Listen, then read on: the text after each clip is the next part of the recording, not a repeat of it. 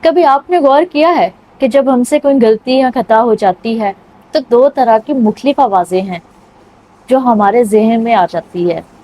ایک وہ آواز ہوتی ہے جو ہمیں قائل کرتی ہے کہ ہم نے یہ غلطی کی ہے اور ہمیں توبہ کی ضرورت ہے، جبکہ دوسری طرف ایک وہ آواز ہوتی ہے جو ہمیں مجرم ٹھہراتی ہے کہ ہم ہی وہ غلطی ہے۔ ان دونوں میں فرق کیا ہے؟ جو کنوکشن ہوتی ہے وہ اسپیسیفک ہوتی ہے، وہ خاص طور پر اس ایک غلطی کی طرف اشارہ کرتی ہے، جبکہ کنڈمنیشن وہ جنرل ہے، ہم غلطی کچھ بھی کرتے وہ ہمیں ہی مجرم ٹھہرائے گی۔ کنوکشن یہ ہے کہ ہم نے غلطی کی، جبکہ کنڈمنیشن یہ ہے کہ تم ہی وہ غلطی ہو۔ قائلیت یعنی کنوکشن اس مسئلے کے اوپر بات کرتی ہے، جبکہ کنڈمنیشن ہماری شناخت کے اوپر بات کرتی ہے۔ کنوکشن یعنی قائلیت روح القدس کی طرف سے ہوتی ہے، جبکہ کنڈمنیشن ابلیس کی طرف سے ہوتی ہے۔